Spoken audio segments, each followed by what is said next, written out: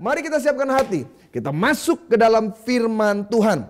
Hari ini saya akan membahas tentang satu tema yang sebenarnya nggak asing bagi kita. Tapi saya mau menyampaikan supaya masuk 2021, tahun yang baru, tantangan yang baru, kita semakin kuat di dalam Tuhan. Maka tema khotbah saya hari ini adalah besi menajamkan besi. Ini dia. Gambarnya bagus tuh. Ini besi, ini palu ini, kepalanya ini besi, yang lagi ditempa juga adalah besi. Dan ini yang Alkitab katakan dalam Amsal pasal 27 ayat yang ke-17. Buka sama-sama Alkitab saudara atau saudara bisa lihat di layar monitor saudara. Baik yang melalui smartphone, laptop, smart TV, baca. Hanya satu ayat. Tapi ayat ini akan memberikan pembelajaran yang luar biasa di pagi hari ini. Amsal 27 ayat yang ke-17. Bersama-sama jemaat GBHMJ 12 ya. Besi menajamkan besi, orang menajamkan sesamanya. Dalam hidup kita sebagai orang percaya, suka tidak suka, setuju tidak setuju, yang namanya tekanan itu pasti ada. Namanya penderitaan, himpitan, masalah, bahkan gesekan, itu cenderung pasti terjadi dalam kehidupan setiap kita sebagai manusia. Nah, persoalannya adalah reaksi kita. Tidak sedikit kita mereaksi dengan cara yang negatif. Kita menyalahkan keadaan. Kita menyalahkan orang lain. Bahkan tidak sedikit dari kita menyalahkan Tuhan atas apa yang kita alami. Saya dan saudara sebagai orang percaya, kita lebih menyadari gitu, bahwa tidak ada hal yang terjadi dalam hidup kita tanpa seizin Tuhan. Alkitab bahkan berkata dengan jelas, satu untai rambut saja jatuh, itu semuanya atas izin Tuhan. Apalagi masalah, apalagi tekanan dan himpitan. Nah, apa maksud Tuhan di balik semua itu? Sederhana, Tuhan mau memakai kita lebih luar biasa. Kenapa? Saya dan saudara adalah alat Tuhan. Sama-sama yang di rumah katakan, saya alat Tuhan. Pertanyaannya, jika alat itu tumpul, bagaimana dipakainya? Maka Tuhan harus asah dulu. Sama seperti gambar yang sudah disediakan sama teman saya ini. Pak Riki kasih gambar ini bagus sekali nih. Jadi ini besi menempa besi. Sebongkah besi tidak ada nilainya kalau tidak dibentuk dengan lebih spesifik. Satu bongkah besi akan lebih bermakna ketika dia mulai diproses untuk menjadi sebuah pedang misalnya. Tapi untuk menjadi pedang, dia harus dibakar, dipukul, dimasukkan ke dalam air, dibakar lagi, dipukul lagi, terus menerus dari yang tadinya bongkahan sampai dia menjadi tipis dan tajam. Dan proses itu menyakitkan. Seberapa saudara yang hari ini sedang mengalami proses penempaan Tuhan? Baik dalam rumah tangga, mungkin juga dalam pekerjaan, atau tidak sedikit dari kita dalam pelayanan Tuhan sedang tempa. Tapi percayalah, Amsal katakan, besi menajamkan besi, orang menajamkan sesamanya. Supaya apa? Supaya kita layak di hadapan Tuhan. Karena dalam Yeremia pasal 18 ayat yang keempat, kita lihat ayat ini sama-sama. Perhatikan, dikatakan dengan jelas, apabila bejana yang sedang dibuatnya dari tanah liat di tangannya itu rusak, maka tukang periuk itu mengerjakannya kembali menjadi bejana lain menurut apa yang baik pada pemandangannya. Kita ini pasti diproses sama Tuhan. Nah, tapi saudara juga harus lihat secara lebih jujur bahwa dalam pemrosesan itu pedang bisa menjadi tajam atau akan semakin tumpul. Dalam proses mengasah, kalau pengasahannya itu bagus, pasti akan semakin tajam. Tapi tidak sedikit juga ketika diasah dia semakin tumpul. Kenapa? Ada yang salah di dalamnya. Nah, saya khawatir itu yang terjadi dalam kehidupan kita. Waktu Tuhan asah, Tuhan izinkan besi menajamkan besi, kita mulai protes. Kita mulai bilang, Tuhan saya nggak suka, Tuhan saya rasanya nggak mampu, Tuhan saya belum siap. Di sinilah engkau nggak semakin tajam, engkau semakin tumpul. Makanya nggak heran, tahun demi tahun kita gereja, tahun demi tahun kita dengar firman, tapi nggak ada perkembangan. Kenapa? Ada yang salah dalam proses penajamannya. Makanya ada 3 poin yang saya mau tekankan di pagi hari ini. Di minggu pertama November 2020, tinggal tunggu 2 bulan kita masuk tahun yang baru. Kita nggak tahu tahun depan akan seperti apa tekanan yang kita hadapi. Tahun ini semua kita sudah tahu. Ada sebuah pandemi, ada sebuah keadaan yang tidak nyaman yang menghancurkan setiap aspek khususnya ekonomi. Kita nggak pernah tahu masuk 2021 seperti apa. Semua kita berharap dengan doa 2021 akan menjadi tahun berkat, tahun keberhasilan. Tapi bukankah doa yang sama kita ucapkan di tahun 2019 ketika akan memasuki 2020? Kita nggak pernah tahu apa yang kita hadapi ke depan. Tapi selama engkau punya dasar pondasi yang kuat, selama engkau mengerti rancangan Tuhan bukan kecelakaan melainkan damai sejahtera, kita akan tetap melangkah dan merebut kemenangan Tuhan. Salah satunya proses Tuhan adalah ketika Dia mengizinkan saya dan saudara digesek dengan orang-orang di sekitar kita. Tuhan bisa pakai siapapun untuk membuat kita sukses. Tuhan juga bisa membuat kita untuk lebih dewasa melalui orang sekitar. Ada satu jemaat Tuhan, saya percaya hari ini dia lagi menyaksikan video ini, streaming ini. Saya nggak tahu dia melihat dari YouTube atau Instagram, tapi saya kenal beliau di daerah Surabaya. Jadi waktu saya tanya, kan dia seorang tuan tanah, cukup berhasil diberkati. Saya tanya apa yang menjadi kunci suksesnya, dia bilang begini, saya sukses Pak, justru karena saya berbuat baik sama orang-orang yang nyakitin saya. Justru waktu dia berbuat baik, prosesnya minta ampun, sakit ya kan. Berbuat baik kepada orang yang menyakiti itu sesuatu yang luar biasa. Jadi dia buat seperti itu, tapi Tuhan tuh dahsyat. Apa yang kita tabur tidak pernah sia-sia, semuanya kita tuai. Jadi waktu dia berbuat baik, entah bagaimana, orang yang dijahatin ini, justru satu kali dia bilang begini, kamu bisa gak jual tanah nih? Jadi dia punya tanah, kamu jual nih tanah nih. Kalau kamu untung, kamu dapat sekian. Tuhan buka jalan. Tanah yang dimaksud orang jahat itu ada pembelinya. Dia dapat untung dari situ. Sedikit demi sedikit Tuhan proses dia menjadi seorang penjual tanah yang berhasil dan hari ini jadi sukses. Dimulai dari apa?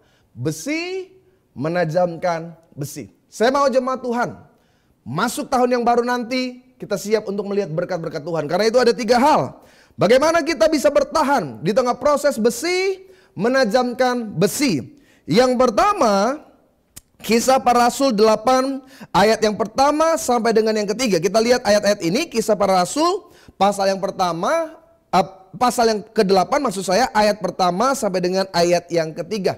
Saudara bisa lihat muncul di layar saudara. Dan inilah firman-Nya. Ayat pertama dari pasal 8, Saulus juga setuju bahwa Stefanus mati dibunuh. Kita masuk dalam intinya. Pada waktu itu mulailah apa yang di rumah baca? Penganiayaan yang hebat terhadap jemaat di Yerusalem. Mereka semua kecuali siapa? Rasul-rasul. Mereka tersebar ke seluruh daerah Yudea dan Samaria. Orang-orang saleh mengubur mayat Stefanus serta meratapinya dengan sangat. Tetapi Saulus berusaha, apa kata Alkitab? Membinasakan jemaat itu. Dan ia memasuki rumah demi rumah. Menyeret laki, ini ngeri nih. Menyeret laki-laki dan perempuan keluar. Dan menyerahkan mereka untuk dimasukkan ke dalam penjara. Ayat yang saya ambil ini adalah ayat yang mengisahkan bagaimana proses penyebaran kebenaran Injil. Jadi sebelum Yesus naik ke sorga, kan perintahnya jelas.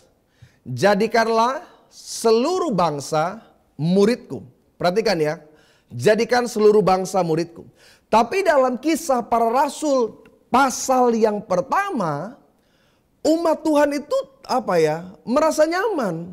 Mereka berkembang hanya di daerah Yerusalem. Mereka membagi-bagikan berkat, mereka berkumpul, bersekutu. Nah, persoalan yang paling pelik adalah di mana tidak ada penyebaran, tidak ada penginjilan di luar daripada Yerusalem. Apa yang Tuhan buat? Penganiayaan. Tuhan izinkan umat-umat Tuhan dianiaya. Diperlakukan dengan sangat kejam oleh Saulus. Alkitab katakan dia masuk rumah demi rumah, dia seret laki-laki dan perempuan dan dimasukkan ke dalam penjara. Persekutuan yang tadinya aman berubah menjadi hal yang menakutkan. Tapi justru karena hal yang menyakitkan ini, Alkitab katakan mereka tersebar ke Yudea dan Samaria. Akhirnya penginjilan mulai berjalan di luar dari Yerusalem. Ke daerah-daerah sekitar sampai akhirnya ke penjuru dunia. Berawal dari apa? Hal-hal yang menyakitkan. Apa maksudnya pendeta? Sederhana. Yang pertama, bagaimana kita bertahan ketika ada proses besi menajamkan besi. Ketika kita menyadari bahwa bahwa orang-orang yang menyakiti saya dan menyakiti saudara adalah bagian dari kisah sukses kita. Sama-sama bilang sama saya, orang yang menyakiti saya adalah kisah sukses saya. Amin. Setiap kita itu untuk melihat kesuksesan pasti ada kisah menyakitkan. Untuk melihat kemenangan pasti ada hal-hal pergumulan di dalamnya. Dan seringkali pergumulan terjadi melalui orang-orang yang ada di di sekitar. Tuhan bisa pakai siapapun saudara untuk memproses saya dan memproses saudara. Tuhan bisa pakai orang-orang yang kita nggak kenal. Bahkan yang paling pahit adalah Tuhan bisa pakai orang-orang yang kita kenal. Saya mau tanya sama jemaat Tuhan. Tuhan bisa pakai pasangan kita nggak untuk memproses kita? Suami kita gitu, istri kita. Bisa nggak Tuhan pakai untuk memproses kita? Besi menajamkan besi. Bisa? Tiap hari itu yang saya alami pendeta Ayah. Suami kita bisa jadi alat Tuhan untuk memproses kita. Dia bisa pakai istri. Siapa lagi yang Tuhan bisa pakai? Anak bisa? Anak Tuhan pakai. Siapa lagi? Mertua. Itu gak usah ditanya. Kalau udah mertua udah. Gak usah ditanya, itu pasti memang proses yang berat itu yang Tuhan izinkan terjadi. Tapi benar, tekanan demi tekanan. Kalau kita bisa bertahan, kita akan semakin sadar. Di saat Tuhan menyatakan kemenangan gitu, ternyata mereka yang menyakiti itu adalah bagian dari kisah sukses kita. Siapa lagi yang bisa menekan kita, memproses kita, membuat keadaan besi menajamkan besi? Atasan kita di kantor. Kita udah kerja bener nih, kita buat sesuai dengan apa yang harus kita kerjakan, tapi belum tentu ada pujian. Bahkan seringkali kita yang kerja keras, yang lain dipromosi. Sampai kita pikir kok bos kita pilih kasih, bos kita kok kayaknya nggak ngelihat jerih lelah kita. Tapi itu realita. Rekan kerja kita, tikam dari belakang, orang fitnah kita yang berbisnis, pembeli yang kita pikir ini customer setia, ternyata dia tukang tipu. Kita udah taruh investasi, kita pikir akan bertahan, ternyata orang yang kita percaya bawa kabur uang kita. Nah, keadaan-keadaan yang menyakitkan ini, ingat, jangan simpan kepahitan dan kebencian, karena mereka adalah bagian dari kisah sukses kita. Makanya waktu Yesus datang dengan ajaran mengampuni, itu sukar. Yesus berkata, jika ada orang yang menyakiti kamu, jika engkau ditampar pipi kanan, berikan pipi kiri. Saya pernah ajar kepada jemaat Tuhan dengan contoh, karena saya terbatas sekali secara streaming, saya sulit untuk menyontohkan secara lebih jelas. Tapi intinya kalau saudara belajar, Alkitab berkata berikan pipi kananmu, setelah itu beli pipi kiri. Nah, itu belajar tentang bagaimana ketika engkau tetap terima keadaan yang menyakitkan itu, ketika engkau tetap mengampuni, ketika saudara tetap percaya rencana Tuhan terjadi di tengah keadaan yang menyakitkan, berkat itu akan mengalir. Saudara baca kisah sukses siapapun, mereka pasti pernah melewati masa-masa penganiayaan. Tapi mereka bilang apa? Orang-orang yang menyakiti, orang-orang yang memperlakukan mereka dengan tidak adil adalah bagian kisah sukses. Tapi entah mengapa kita sulit lihat kesuksesan. Karena kita tenggelam dalam masa-masa yang menyakitkan. Kita sulit maju karena kita pikir ya orang juga gak bisa hargai saya pendeta. Saya sulit maju karena orang juga gak bisa support saya. Orang cuma perlakukan saya gak adil. Orang-orang selalu tekan sama saya.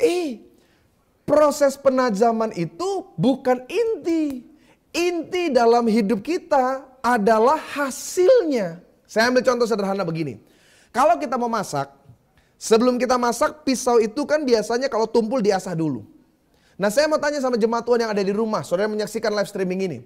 Mengasah itu inti dari memasak atau bukan? Mengasah pisau itu inti dari memasak atau bagian dari memasak? Saya ulang sekali lagi. Ketika kita memasak, saat pisau kita tumpul, nah, kita kan mengasah pisau supaya tajam agar gampang dipakai. Memotong ayam, memotong ikan, memotong sayur. Mengasah pisau menjadi tajam itu inti memasak atau itu bagian dari memasak? Iya, mengasah pisau itu bukan inti. Mengasah adalah bagian. Sama kayak saya dan saudara yang sedang diasah Tuhan melalui orang-orang di sekitar. Disakiti, dicurangi, dijahati. Itu bukan inti dari rencana Tuhan. Itu bagian dari rencana Tuhan. Jadi jangan pernah larut di dalamnya. Kita cenderung terintimidasi ya. Jadi kita sulit untuk keluar dari kubangan kesakitan kita. Sehingga kita hidup dalam kepahitan, kebencian. Kita hidup dalam dendam. Yesus sudah katakan, kalau engkau disakiti bukan cuma ampuni. Alkitab katakan apa? Berbuatlah baik kepada mereka. How come? Sebagian kita bilang, gimana pendeta? Sama orang lain aja belum tentu saya bisa berbuat baik, apalagi kepada orang yang menyakiti. Tapi kenapa Yesus ajar kita tetap berbuat baik kepada orang yang menyakiti? Karena mereka adalah bagian dari kisah sukses kita. Hari ini saya ada di GBI HMJ. dipercaya oleh gembala jemaat untuk berbicara kepada setiap jemaat Tuhan. Apakah karena kemampuan saya? Apakah karena kelebihan dan kebiasaan saya? Tidak. Saya bisa ada di tempat ini, di hadapan jemaat Tuhan melalui streaming ini. Yang pertama saya percaya adalah proses Tuhan. Melalui siapa? Orang-orang yang menyakiti, orang-orang yang mengkhianati, orang-orang yang menghina, orang-orang yang memperlakukan tidak adil. Tapi justru saya bersyukur, kalau nggak ada mereka, hari ini saya nggak ada di GBHMJ. Justru karena kehadiran mereka lah yang fitnah, yang cerita palsu. Saya bersyukur karena melalui kisah mereka, hidup saya semakin diangkat Tuhan. Gembala jemaat kita yang terkasih Bapak Pendeta Helmi Janto hari ini bisa sukses, berhasil, diberkati oleh Tuhan. Tidak mungkin tidak melewati tahap-tahapnya menyakitkan. Saudara sudah dengar sendiri kan, beliau pernah menyampaikan dalam khotbah, dia pernah dihina orang.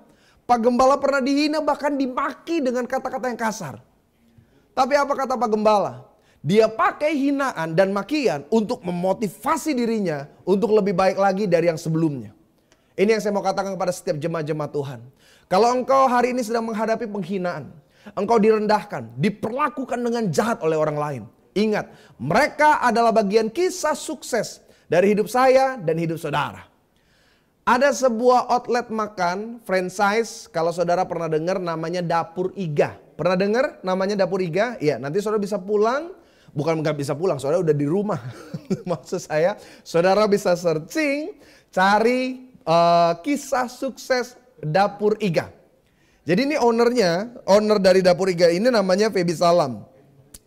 Jadi beliau itu pernah ada di titik paling rendah dalam hidupnya ketika dia diperlakukan dengan dengan sangat menyakitkan oleh orang-orang di sekitarnya. Jadi waktu dia memutuskan keluar dari pekerjaan, dia mulai membangun usaha dagangnya. Dia mulai dari usaha kecil-kecilan, jual pulsa, jual voucher. Tapi ternyata tidak ada hasil. Dia punya mimpi lebih besar untuk untung lebih besar. Dengan resiko yang lebih besar. Dia mulai bisnis rental mobil, rental motor.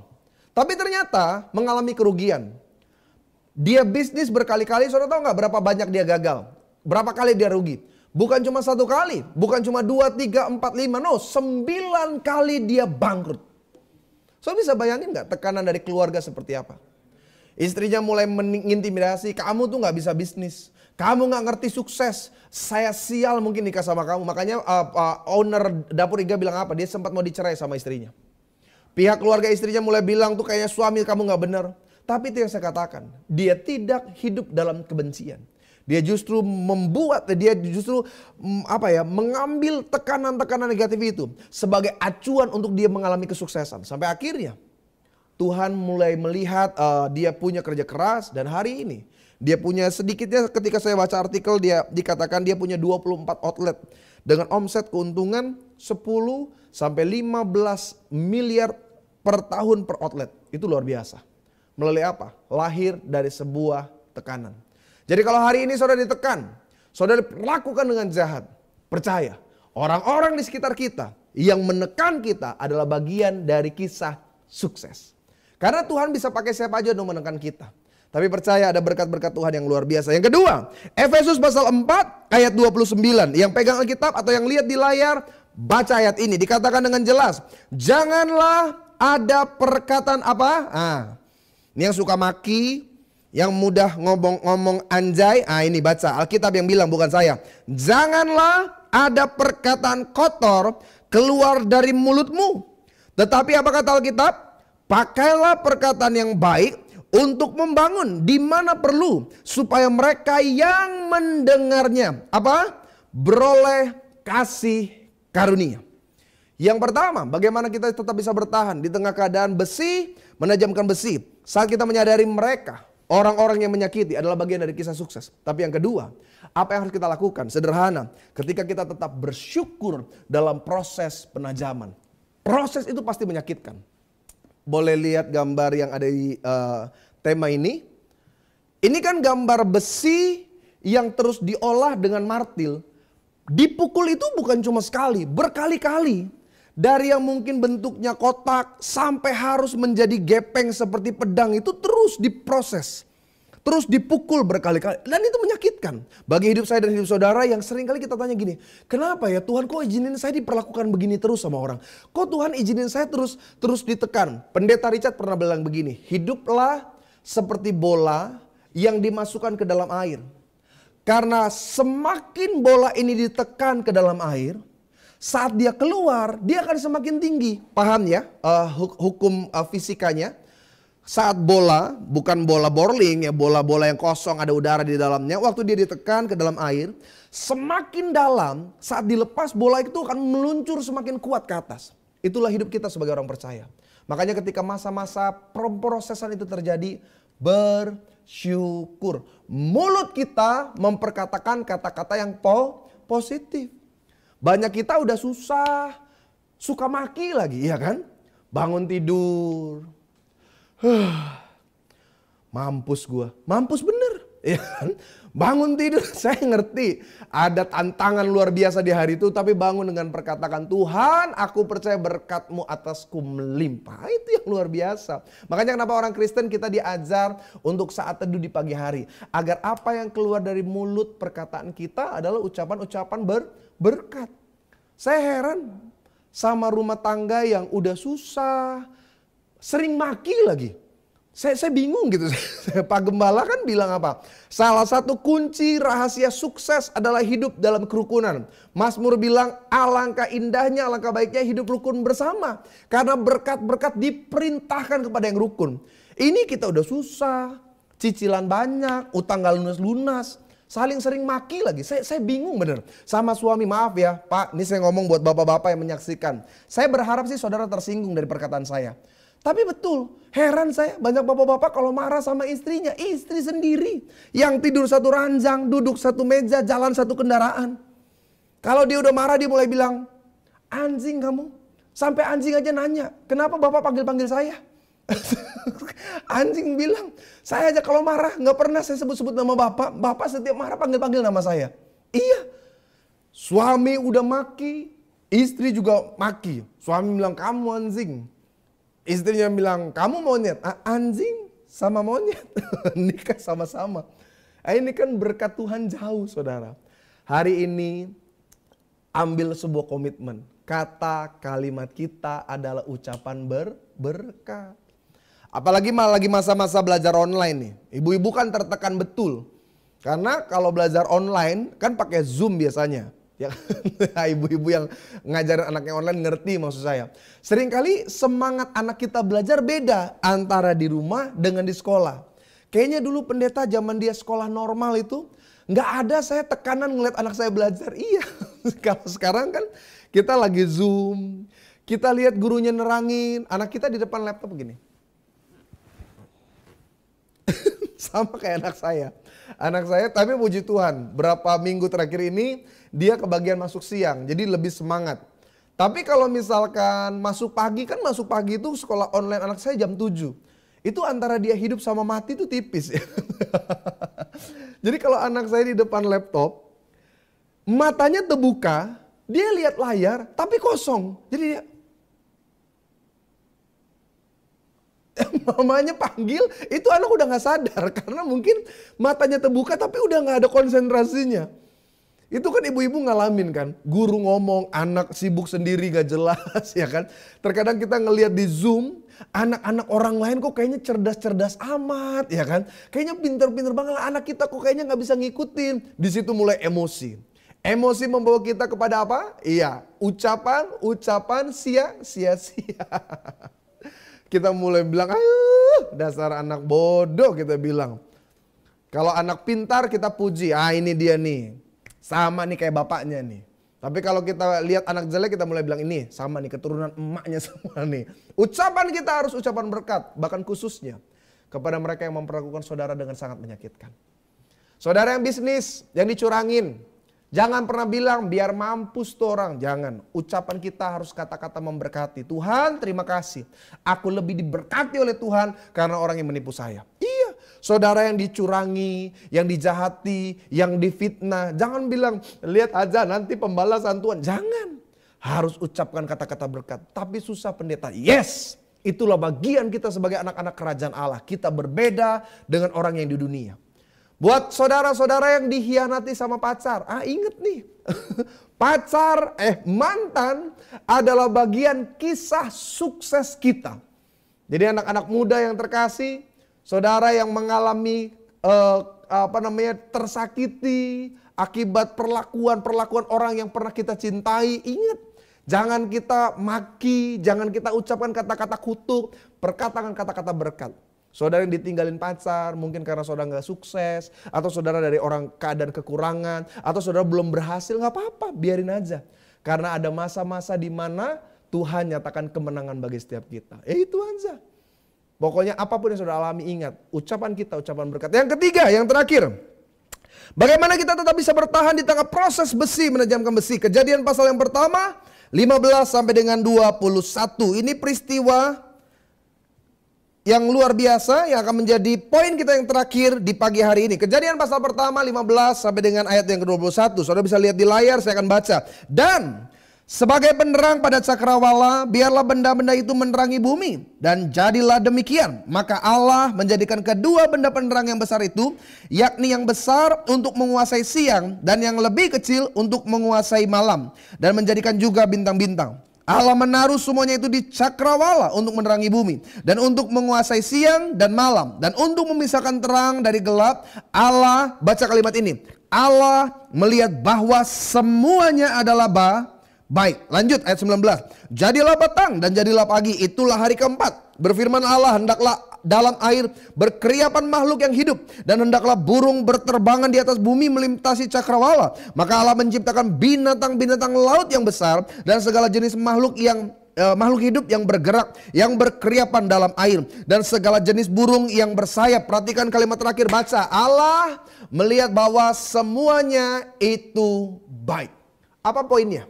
Yang ketiga, ketika kita bisa tetap bertahan di tengah proses besi menajam besi. Di saat orang lain menyakiti saya dan saudara. Karena kita percaya ada kemenangan yang Tuhan sediakan. Maka poin yang ketiga, bertahanlah dan tetaplah berjuang. Ada satu cerita. Jadi satu kali ada KKR besar di Jakarta. Jadi ada beberapa pendeta dari hamba-hamba Tuhan dari daerah itu datang ke Jakarta ikut KKR. Singkat cerita ada 3 pendeta. Jadi 3 pendeta ini dia dapat fasilitas lebih. Ada jemaat yang menyediakan penthouse. Pernah dengar penthouse? Enggak, belum pernah. Tanya sama Bapak Gembala. Jadi penthouse itu biasanya rumah-rumah yang ada di atas bagian apartemen. Jadi penthouse kalau di bawah itu apartemen, di atas itu penthouse. Jadi lebih fancy lah, lebih mahal. Kalau saudara pernah datang ke MOI, itu kayak gitulah gambarannya. Ada rumah kan di atas mall itu. Nah itu mahal itu. Apalagi makin tinggi, paling atas tuh biasanya makin mahal. Jadi mereka dapat fasilitas, punya jemaat di lantai 75. Wih, mereka suka cita. Mereka bilang habis pulang pelayanan kita bisa menikmati nih lantai 75. Kan jarang-jarang karena kan mereka tinggal di daerah. Jadi selesai acara itu sekitar jam 2 malam. Sampai di daerah apartemen itu jam 3 malam. Pas mereka mau masuk, resepsionis di bagian apartemen itu bilang, "Pak, minta maaf. Lift lagi mati." Waduh, 75 kan setengah mati tuh naik tangga. Tapi bukan pendeta namanya kalau nggak bersyukur ya. Jadi 3 pendeta mulai bagi tugas. Sudah, kita tetap melangkah dengan sukacita. Kita bagi setiap 25 tangga, kita bagi tugas. 25 tangga pertama kamu tugas. Pendeta pertama ditunjuk. Kamu cerita kesaksian-kesaksian luar biasa dalam pelayanan. Supaya kita semangat nih naiknya. Nah nanti dari 26 sampai 50 gantian saya. Saya akan ajak kita puji-pujian. Supaya makin bersorak-sorai kita memasuki berkat Tuhan lantai 75. Baru nanti udah tinggal sisa 25 tangga. Pendeta ketiga ditugasin. Kamu tugasnya menceritakan kisah-kisah perjuangan dalam pelayanan. Supaya kita tetap semangat. Supaya kita ingat ada yang lebih sedih daripada naik 75 tangga. Oke, 3 pendeta ini deal. Pendeta yang pertama 25 tangga yang awal itu, wih, kisah-kisah kesaksian yang luar biasa. Dia cerita waktu KKR ada orang lumpuh berjalan, ada orang buta melihat, ada orang tuli mendengar, wih, orang mati dibangkitkan, semangat. Masuk tangga yang ke-26, pendeta yang kedua mulai ajak puji-pujian, nyanyi glory, glory, glory bagi sang raja, pokoknya sukacita ya kan. Mau masuk kan makin berat itu kan. Nyanyinya juga makin semangat. Ku mau di sana. Masuk ke tangga yang ke-51. Bagian pendeta yang ketiga. Dia bilang saya punya 3 cerita yang perjuangan dalam pelayanan. 2 cerita tentang orang-orang Kristen yang dianiaya. Wah sedih, tapi kita lebih bersyukur ya. Berarti kita naik tangga ini bersyukur. Ada orang-orang Kristen yang gerejanya dibakar. Sampai tinggal 5 tangga terakhir. Ini pendeta yang ketiga mulai bilang gini, kisah sedih yang terakhir, kunci ketinggalan di bawah. Wih, itu pendeta 3 orang itu udah tinggal 5 lantai sampai 75, turun lagi. Apa makna dari cerita ini? Begitulah hidup kita, saudara. Seringkali kita berpikir, Tuhan tinggal dikit lagi nih saya sukses. Tuhan tinggal dikit lagi nih saya berhasil. Tuhan tinggal dikit lagi nih saya lihat kemenangan. But sometimes Tuhan izinkan waktunya terus berlarut-larut. Waktunya terus bertambah. Waktunya terus seakan-akan kita pikir Tuhan kayaknya gak selesai masalah saya. Sederhana. Kalau engkau percaya rancangan Tuhan bukan kecelakaan melainkan damai sejahtera. Ingat kejadian. Apapun yang Allah buat adalah baik adanya. Seperti hidup saya dan hidup saudara. Kita nih gak hidup karena, kita gak lahir karena kecelakaan. Yes, mungkin kita lahir dalam keadaan kekurangan. Mungkin kita lahir dalam keadaan tidak senormal orang lain. Tapi percayalah, apapun yang Tuhan buat adalah baik adanya. Apa tugas kita? Wait, tunggu, bertahan di tengah keadaan yang menyakitkan itu. Apa sih yang kurang dari Ayub sampai Tuhan menghancurkan seluruh kehidupannya? Saudara tahu gak tekanan yang dihadapi Ayub? 3 teman, kalau saudara nanti baca keseluruhan pasal Ayub, 3 temannya datang, kelihatannya memberi support, padahal di pasal-pasal berikutnya mereka mulai intimidasi. Mereka mulai berkata, jangan-jangan memang engkau berdosa di hadapan Tuhan. Jangan-jangan memang Tuhan murka kepadamu. Jangan-jangan memang ada kutuk yang belum lepas daripadamu. 3 temannya ini yang harusnya memberi support, mereka justru tekan Ayub. Tapi Ayub tetap bertahan. Ayub gak kecewa. Ayub gak meninggalkan keadaan. Dia gak menyalahkan orang-orang di sekitar. Berapa banyak kita menyalahkan keadaan atas apa yang terjadi hari ini. Kita mau menyalahkan istri. Kita bilang, kamu sih sejak saya nikah sama kamu tuh bawa sial dalam hidup saya. Istrinya tinggal bilang, kamu juga bawa kutuk. Nah, istri bawa sial, suami bawa kutuk. Kita mulai bilang, ya abis orang-orang di sekitar saya gak bisa support saya sih. Yang paling pahit seberapa banyak dari kita mulai menyalahkan Tuhan. Tuhan gak adil sih sama saya. Orang lain diberkati sukses, orang kaya. Kok saya kekurangan? Saudara, apapun yang kau alami, bagian kita adalah berjuang. Bertahan. Paulus katakan selesaikan pertandingan sampai akhir. Karena Tuhan adalah Allah yang baik. Dia adalah Allah yang gak mungkin membuat kita yang menabur tidak menuai. Dia pasti membuat kita yang menabur pasti menuai. Jadi bertahan. Saya nggak tahu hidup saudara seperti apa hari ini. Saya nggak tahu persoalan pergumulan yang engkau jalani seperti apa. Tapi saya percaya kita yang bertahan sampai kesudahannya, kita akan melihat kemenangan yang Tuhan sudah sediakan bagi setiap kita. Makanya yang ketiga, bagaimana kita tetap bisa bertahan saat proses besi menajamkan besi terjadi. Ketika engkau direndahkan, ketika engkau diperlakukan dengan jahat, bertahan, tetaplah kuat. Banyak orang jatuh ya karena dia nggak bisa bertahan. Ada satu pengusaha terkenal, saya tutup kisah dengan kisah nyata. Sekarang sudah almarhum, tapi siapa yang gak kenal di Indonesia namanya Bob Sadino. Ya kan? Seorang pengusaha yang cukup nyentrik dengan kebiasaan dia memakai celana pendek everywhere. Bahkan ketika dia dipanggil di acara-acara talk show gitu, dia tetap pakai celana pendek. Saya kalau lihat dia tuh saya cuma pikir satu, apa gak masuk angin lah ini orang. Saudara tahu gak kisah suksesnya? Iya, berawal dari keadaan-keadaan yang menyakitkan. Jadi Bob Sadino itu kan dia pengusaha yang sukses. Sekarang kalau saudara pernah baca namanya Kemchi, Kemfood, Kemfarm itu almarhum itu yang punya. Berapa lama dia harus sukses? 18 tahun untuk dia tetap bertahan dan dia tetap berjuang. Sejarahnya mengatakan dia pernah bekerja di Leyte, Belanda, kembali ke Jakarta 1967. Dia bekerja sebagai supir mobil sewaan sendiri. Jadi dia punya mobil, dia juga yang nyupirin. Itu pekerjaan pertama waktu dia kembali ke Indonesia. Lalu mobilnya kecelakaan, sehingga ia beralih menjadi kuli bangunan. Perhatikan ya, saudara jangan sampai salah nih. Siapa yang gak kenal sama Bob Sadino? Dia pernah jadi kuli bangunan. Lalu mulai berternak ayam, menjual telur. Dia menjual telur dengan luar biasa. Tahu gak, ada satu kisah yang luar biasa. Jadi gini, cara dia promosi telurnya. Jadi ada orang beli sama dia, misalkan dia beli 1 kilo lah. Jadi sengaja Bob Sadino itu memasukkan 2 telur busuk ke dalam beras pembelian orang itu. Jadi waktu mau beli, mau masak besok, komplain dong. Kok busuk? Bob Sadino bilang begini, saya nggak pernah jual busuk. Waduh, saya nggak bisa nih, saya nggak bisa jualan telur busuk seperti ini. Oke, berapa telur busuk yang ibu dapat? Saya 2. Oke, setiap telur busuk saya ganti 10 telur baru. Itu cara dia tuh bermarketing tuh. Dengan sendirinya orang yang dapat 20 butir telur ini, ketika dia ketemu ibu-ibu lain, dia akan mulai bilang, lu kalau beli telur tuh di Bob tuh, gue punya telur busuk 2 diganti 20 butir. Ah, itu dari mulut ke mulut, itu awal pertama dia cara bermarketing. Tapi saudara tahu nggak berapa kali dia gagal? Berkali-kali selama 18 tahun. Dia tetap bertahan, dia tetap berjuang. Sampai akhirnya dia menjadi seorang yang diberkati. Saya mau setiap saudara yang hari ini sedang diproses Tuhan.